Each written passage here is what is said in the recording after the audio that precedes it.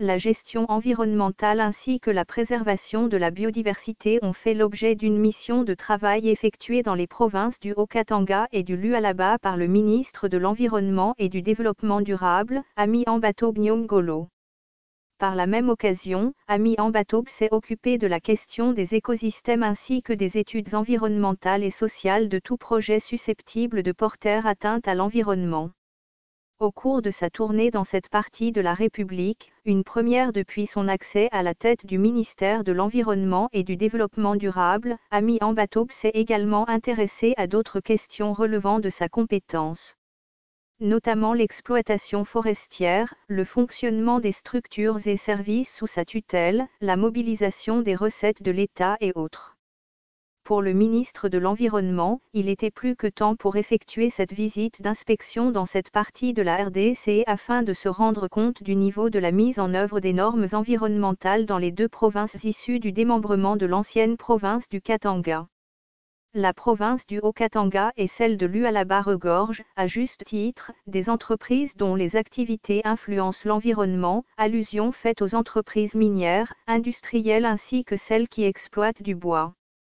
Pendant son séjour dans l'ex-Katanga, le ministre de l'Environnement et du Développement durable a également visité les jardins zoologiques et botaniques de Lubumbashi.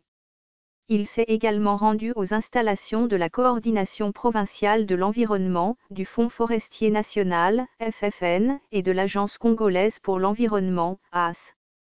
Une visite qui lui a permis d'avoir une idée claire et précise sur les conditions de travail des agents et cadres de ces différents services. Loin de se complaire des rapports écrits des entreprises minières implantées dans la ville de Lubumbashi, Ami Ambatobe, à la tête d'une délégation des cadres de l'administration publique, de l'AS et du FFN, a effectué une visite aux installations de quelques-unes d'entre elles dont Chemaf et CDM, qui sont producteurs de cuivre et du cobalt. Respect de texte. À l'étape de Lualaba, Ami Ambatobe s'est livré au même exercice.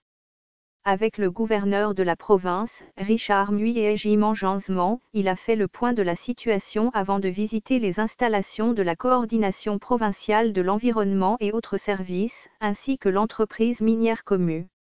Le ministre a mis son temps à profit pour conférer avec les cadres de la coordination provinciale de la Fédération des entreprises du Congo, FEC, ainsi qu'avec quelques exploitants miniers du coin. Dans un dialogue interactif, les deux parties se sont accordées sur la nécessité de la prise de responsabilité de chaque Congolais pour ce qui est de l'exploitation du bois et des activités minières.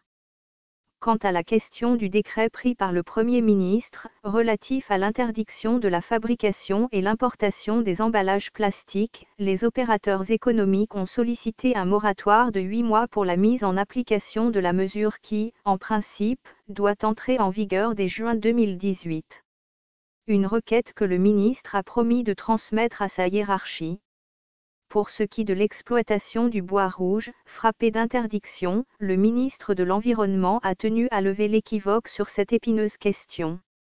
Le gouvernement congolais n'a jamais octroyé un quelconque permis d'exploitation de ce bois aux étrangers.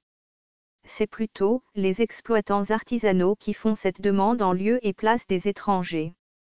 Ces derniers font de l'exploitation sous couvert des exploitants artisanaux, a-t-il clarifié. Néanmoins, la question en étude et des mesures d'encadrement sont en train d'être mises en place pour réglementer le secteur. À son arrivée dans la province du Haut-Katanga, première étape de sa tournée, le ministre de l'Environnement et du Développement durable a été reçu par le gouverneur de cette province à qui il a fait part des objectifs de sa mission. Ami Ambatobe s'est également entretenu avec les cadres et agents de l'administration provinciale de l'environnement.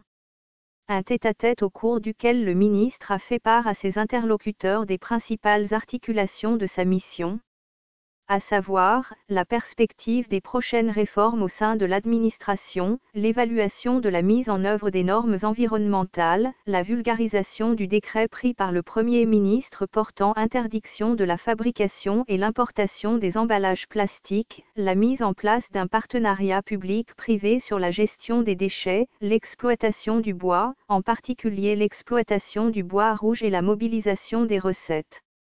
le ministre de l'Environnement et du Développement durable a regagné Kinshasa avec une idée claire de son secteur d'activité dans les provinces visitées, après avoir identifié les défis à relever par son ministère.